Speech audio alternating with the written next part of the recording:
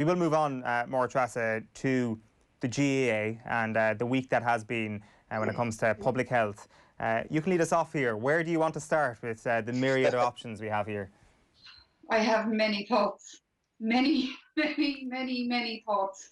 And I suppose my first thought is, first of all, is knowing I'm not an expert and therefore not taking up a whole pile of space in Sunday newspapers with my own thoughts, because I am not an expert, which I think is something perhaps people like Colm O'Rourke and Pat Spillane could take stock of and think of it for about 5 seconds before they start writing. And I think, first of all, I think we should pay credit to those who wrote things well. Like, for example, Dermot Crowe's a good antidote to what Colm O'Rourke has written. He's much more cerebral. He lays out the omni-shambles, which is actually a headline Philip Lanigan has on one of his pieces as well in the Mail on Sunday of the week, lays out, you know, the mistake cluster thing after cluster thing, really focuses on Stephen Donnelly's mistakes, mishaps, if you will, and noticed as well how the government tried to deflect on the crack that was happening in that Berlin bar last week. He did that really well, I have to say. But let's bring it back to Colm O'Rourke, who has made the fatal mistake that many of us have made, and I'm sure I've made it in the past as well, which is thinking my opinion knows better than everybody else. And he has based all this based on his opinion. He actually has said NPHET has taken the GAA away from the spectators, on spurious grounds too.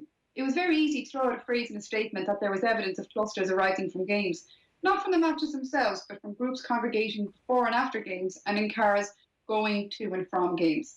He then states that the GAA were perfectly entitled to question that assertion. And he's right, they're entitled to question it, just not in the way they went about it. That's my opinion anyway. And then he goes on. I can't even begin to pick out what is most wrong with this thing, but I think if I had to point on one, it would be when he goes at the end, when he said, it's just as well there is no election, or the government would surely be replaced. Then we could have Sinn Féin. In the new utopia, nobody would have to work, the dough would be extra generous, and everyone, whether you wanted to work or not, would get a free house.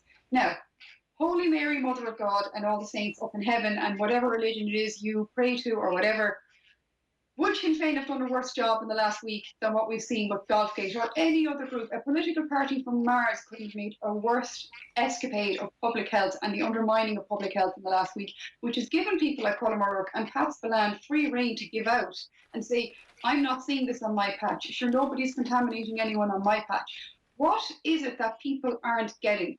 Doesn't matter who's in government now. We've already had successive government for the last 15, 20 years who have dismantled health, who have dismantled education, to the point that we cannot look after people if too many people get sick. If a certain amount of people are going to get sick, people are going to die. And therefore, NPHET have made recommendations to government. NPHET have not shut down the GAA or sport in general. Government have made their decisions. And people need to realise what government and NPHET have done, I'm assuming, because again, I'm not an expert, is look at all the nice things we have in this life at the world at the moment, and the nice things we have going on in Ireland. And they've decided which nice things are more important. And funnily enough, they've decided, funerals. I'd like people to have somebody to support them if they have to say goodbye to a loved one forever. Weddings, because it's nice for people to get married, you know, for legalities if nothing else. You know, and they've looked at like football and hurling and soccer and basketball, and they said, you know what, sport can happen, but just behind closed doors a moment. What you would have taken in January, February, March, we'd have bitten the hand off them. Why is it that we constantly want more, and it's what my fun thing is? And at the end of the day, we have to look at culture here as well, and we have to take responsibility. Colm O'Rourke and Pat Spillane and many others are saying, sure, nothing has been attached to GAA games, for example. We do know people have been travelling to games together. We do know they've been gathering in homes to watch these games. We do know there's been drinking going on, for example. So we should look at ourselves here and look at the culture and look at what are we doing to ensure that children can go back to school. Because at the moment, me travelling to a game with somebody else or with my friend is not ensuring that the local school gets to go back, is not ensuring that intensive care will have space for people. Community spread has to be brought down. And unfortunately, much as I would like it to be different, because, you know, for nothing else, I enjoy GAA, I'm a member of the GAA, and I make my money from the GAA. I have been broke since March, and I'm happy to go along with this because it keeps people alive. And it just makes me very, very angry that men like these are getting platforms to just spout off opinion when we do know that NPHET aren't even the ones making these decisions. They're just advising, and they're advising off evidence that we have internationally coming from the world over. We were a few months behind, say, the Germanys, the Italys of the world. So we know it's coming down the track. And then to really attack a civil servant, to call out Ronan Glynn, who actually has better things to be doing in a pandemic than coming to the GAA to be dressed down. I was very disappointed. And I understand where the GAA are coming from. They have been wonderful in this. They have a prong in every parish and community on the island of Ireland. And without them during lockdown, there's a lot of elderly, a lot of lonely people who would not have seen one person or been looked after if it wasn't for a GAA member. And for that, we should be eternally grateful. But we need to remember why we're doing this lockdown. It's to keep people alive and to keep children in school. There's a couple of things in this Colm O'Rourke article outside of that. I think one of his issues, obviously, is his perceived double standard that has come from the public health advice. He mentions 50 being allowed in theatres, cinemas and at some indoor functions, while the 110 supporters at a football or hurling match have been banned. Could somebody explain the logic behind this, or how 900 can cram into school? He then also mentions, and I think this is a line that's been taken up by a few columnists actually, in fairness, around the papers today. He says, I have been at quite a few games over the last few weeks. I have seen social distancing, observation of protocols and no evidence of carpooling. So where was the crime, my lord? He asks, obviously bringing his own view into things there. But we have seen images of people congregating in terraces. Like, I mean, there was people who handily pointed out, if you take a picture at certain points of a match in TG Carr, you can even see either huge families sitting together or else huge groups of people, not from the same household, sitting together. So there's probably counter evidence to that. But regardless of that, it is Ronan Glynn who has told us that he has evidence of this. The GAA asked for that empirical evidence, and then Pat Spillane almost goes one step further to say that that evidence doesn't actually exist, which is quite the strong line from Pat Spillane this morning, in fairness. Like O'Rourke mentions that, will the government bail out the GAA for all of this? He asks. There is a COVID fund coming down the line, which I think is something that everybody needs to be mindful of here a little bit, that they are going to need money from the government, and they perhaps should be careful with how they actually deal with government people. And then he kind of finishes off his column, just to round up on Colm O'Rourke here. He says, I certainly hope we plough on. Now more than ever, we need something to look forward to. Play the games and stream them, or have live broadcasts of as many as possible. We could play half a dozen games over a weekend in Croke Park, or show them all live. Or, in these exceptional circumstances, have some type of pay-per-view.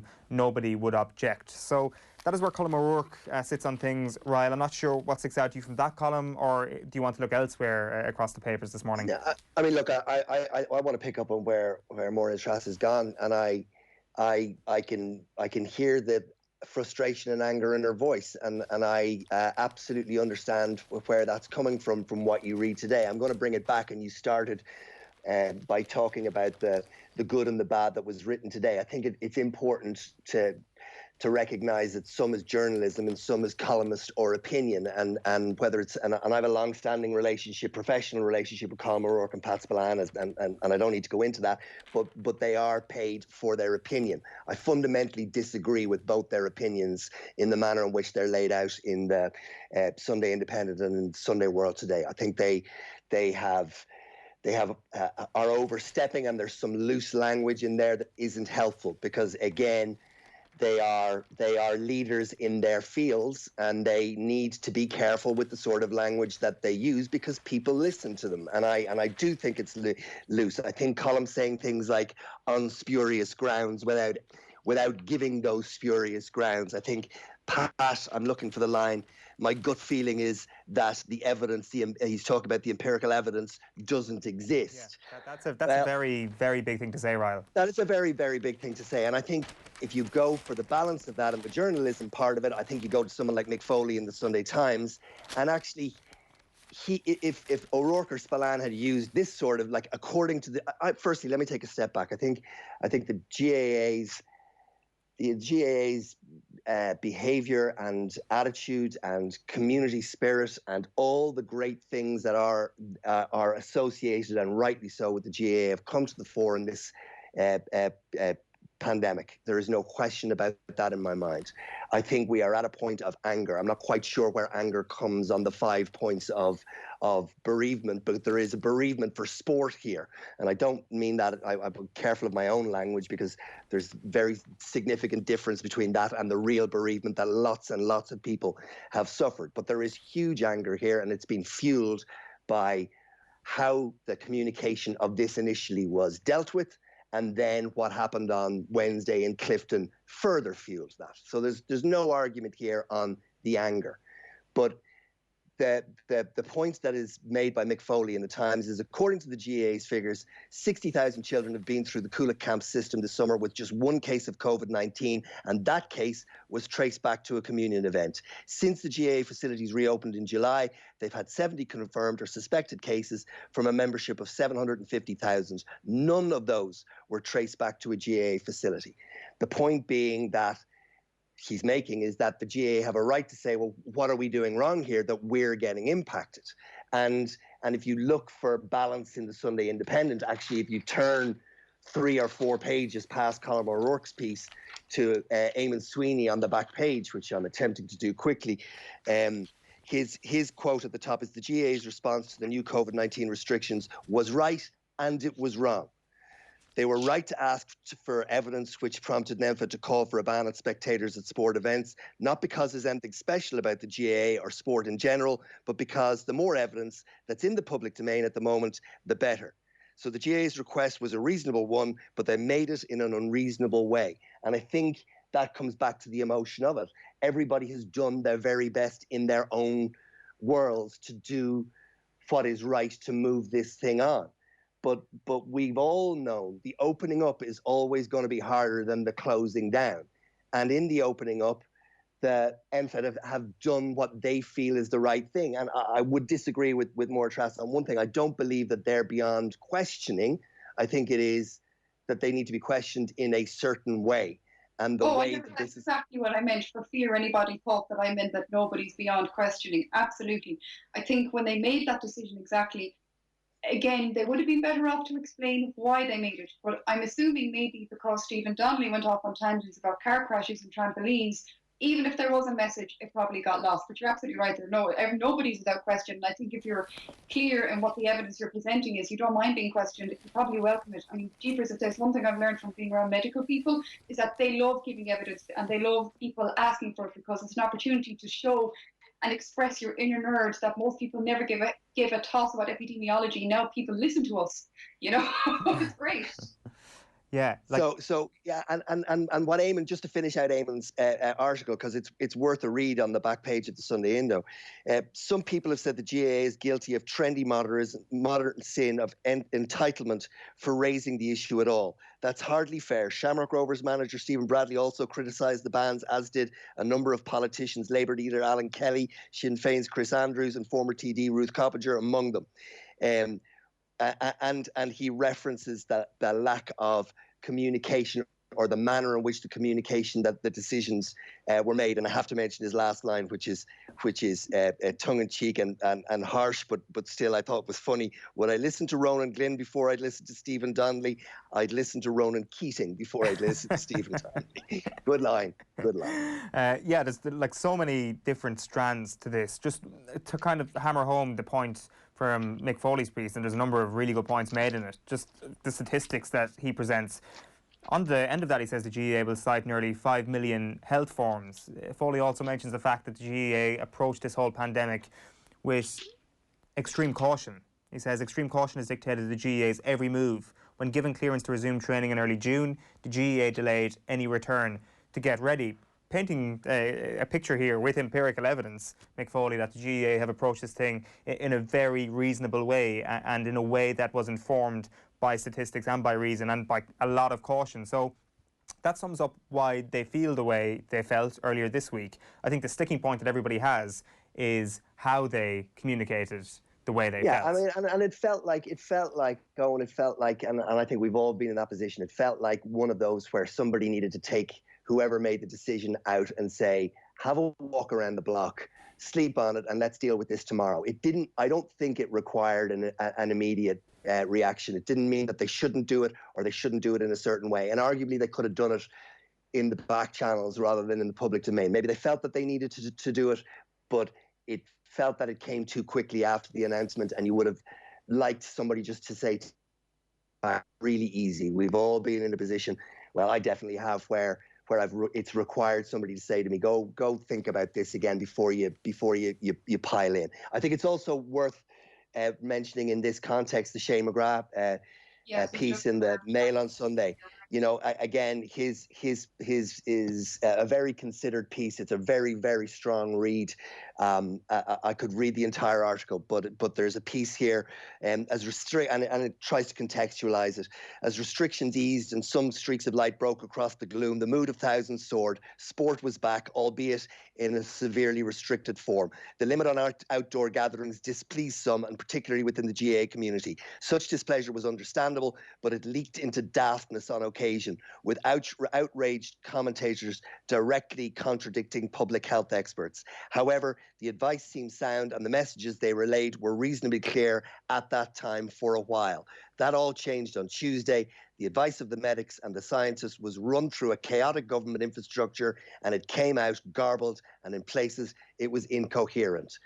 And you go from that point that Shane is making to where we are with Colm and Pat's pieces today, and you understand the chain of events as to why people are getting to the point where they're saying, enough, this is nonsense, we shouldn't be doing this. It's dangerous territory for me. I think as well as that, Shane made a very important point where he said there's around 50,000 people employed in sport in one way, shape or form in Ireland. They obviously need support in one way, shape or form. One thing we can do as people who love sport is to support clubs who are going to great expense at the moment putting up live streams and stuff so we can safely watch these games at home. That's one thing we can do. The second thing we can do is look at public representatives. When they come knocking on doors looking out for our votes, we're going to ask them, why do we have more children packed into classrooms than any other European country? And we're going to ask them as well, why do we have fewer consultants per capita employed in Ireland than anywhere else? And it's because of a two-tier pay system. These all feed into this pandemic and us now trying to find answers for it. And the third thing we can do is pull up all our own socks. I don't know about you guys, but every weekend I open up Instagram and my blood pressure goes through the roof when I see people going off on their staycations, which is great, wonderful, keep doing it, cheek to cheek for selfies. That is not social distancing. Children are not picking up COVID-19 in schools. Their athletes are not picking it up playing sport. We're picking it up outside these scenarios when we're not adhering to rules, which the GAA, to be fair to them, have been very good. They've laid down the guidelines. So we all need to do our part. This means not sitting in each other's pockets. This means not travelling together in cars for games. This means not going out for the sesh afterwards. These are all things that we can all do. And it also, let's not let the government off here. This means shutting down meat factories when there's a spike. This means looking at direct provision. They've been ignoring this for years. This means paying the right people. This means giving public health specialists the title of consultant. If you're a public health specialist in Ireland, you're not even considered a consultant. You're not making the same money as your other medical colleagues. And who are we looking out to save us and pull us out of this? Public health. For sure. I think the reason as well why there's been so much strong writing across the Sunday papers, like let's not forget this was Tuesday night when this story essentially broke. It's because of what happened later in the week. And I think Shane McGrath, to go back to his column again, I think the three of us have all been impressed by this morning. The other point he makes is the comparisons and the importance of what happened in Clifton this week as well, saying this story, what happened in Clifton, is fostering a them and us attitude. And thank God for that. And for a time at the start of the week, the concept of us was threatened. Frustrated GAA supporters asked why was it okay for 50 people to go to Mass but not okay to attend a match while socially distancing, or for shopping centres to welcome customers but the gates of the local pitch must be closed to the public. It was unnerving to see a serious issue become factionalised because at its best the GAA or any other sporting organisation is a part of everyday life. And I think that is a really key point here, that what happened on Tuesday was not a rule about the GAA. The GAA were the ones who put their head above the parapet and kind of acted with a bit of a rush of blood to the head. I think I'm probably more sympathetic towards that than many other people. I think your point about the GAA cooling off, Ryle, is correct. I think Gerlach Nan quoted Nicky English during the week saying he used to take a lap or two of the pitch after every game before doing his post-match interview, and perhaps the GAA should have done something different, something similar rather this week. And it is important that rather than putting the head above the parapet, that the us is actually kept in tow. It is actually sticking together, because there is a division that has emerged in our society this week. Yeah, and you can understand, I mean, again, it's easy to, the GAA is the biggest sporting organisation in the country, and therefore they come under the most scrutiny, and they're the ones that are watched the most closely. But I mean, there was absolute confusion, and take the Wednesday issue in Clifton out of it. On Tuesday evening, no one knew where they stood. I mean, Bernard O'Byrne, who's a very experienced and capable administrator with Basketball Ireland, didn't know whether he was able to continue with the sport or not. Now, that's nuts. Like, that is genuinely nuts. And that is where the frustration comes from. But again, I just when I see the Colm O'Rourke and Pat Spillane arguments and the language that's loose without the backing of the statistics that the Michael Foley's and the Shane McGraths have used in their columns, if you don't read that, if you don't read the background to it and you're left with just the opinion piece, those opinion pieces feel misplaced. That's my sense.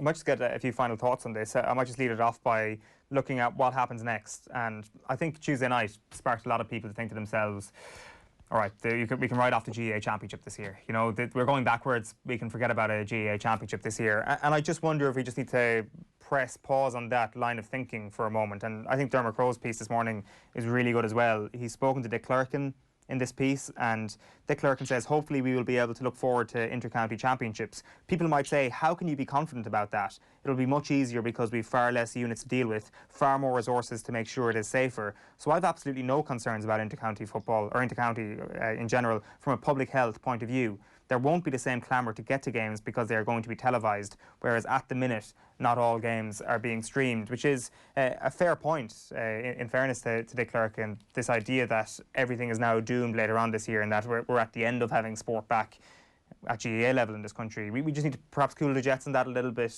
and perhaps feel the hope that there is going to be inter-county football and hurling this year. Oh, you need hope. And there's no reason to not have hope. And there's a certain subset of society who often, I find, be very vocal on Twitter, and they love a good catastrophe, and they love catastrophising. When this pandemic first, it was like, how could you have sport? Then you're trying to explain to people, well, you know, you can mitigate against risk and have some sport. Oh, you can't have sport. Why are you putting people's lives in danger? Now we have sport, now we're not getting enough sport. Now we can't see sport. Whereas, yes, inter-county, there's no reason from where I can see from looking at evidence that you couldn't have inter-county by mitigating against risk, by everyone doing their bit. And also, this is another reason why I think it's really important that we get behind whatever sport it is we do choose to support and pay into these streams and stuff, because this means that there's money coming in that hopefully that will help with the inter-county down the line, which then helps the club and keeps the circle going and helps keep people in jobs and that kind of thing. But we need hope. And isn't that the great thing about sport? It's the hope that kills you a lot of the time, but every once in a while your hope really springs eternal, and sport is just there. It gives us an outlet, it gives us time to forget about things. Some people have gone through catastrophic losses in the past year or so, and sport sometimes that's 70, 80 minutes, 90 minutes if you're watching football, you get to forget it all and just lose yourself. And we need that joy in life. Yeah, absolutely. I think what we've learned, if we've learned anything, I hope we've learned some things along the way here, is looking too far into the future. We have to plan for it as circumstances are now, but making definitive statements that X will happen and Y won't happen, or vice versa, in context, is a dangerous business. So to use your phrase, Eoin, to cool the jets, I think it is about taking a step back now and saying, okay, where are we? What is possible within the guidelines that are there, and what can we plan for on we talked about, I talked about this with Joe back in March, which was plan A, plan B, plan C, and plan D. It's no longer just plan A and plan B, and that hasn't changed. So I think that is the best we can do. I think Máire Treasa makes has referenced a point there that is probably driving an awful lot of this anger for a lot of the associations as well, is there are a lot of people relying not just on the sports element on this, but on the business side of this.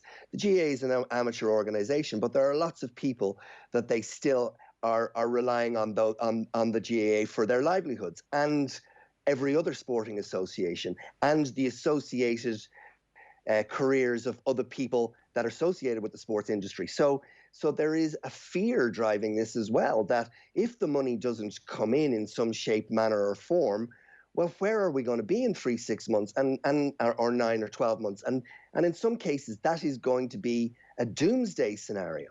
It is going to be, we are going to have to let lots and lots of people go. Our ecosystem is going to completely collapse. And that is part of the anger here, is the fear of not knowing where they're going to be, nothing to do with their own management or mismanagement, you know? So all we can do right now is plan with what we have. And I would be hopeful that we'll still get a GAA inter-county season. But saying that it's definitively going to happen or definitively not going to happen is kind of sticking your finger in the air at the moment. That's all it is. Absolutely. Just one final point on that then. Dennis Walsh, I should mention his piece as well. He says, he goes through all the sporting events abroad that are planning to have spectators back or already have spectators back. And he says, as we continue to find ways to coexist with a virus that is still surging, managing small crowds in large outdoor settings must be one of the more achievable targets. The Irish government, though, has postponed that challenge, and that's his take, and he goes through that. It's a really good piece as well, worth checking out.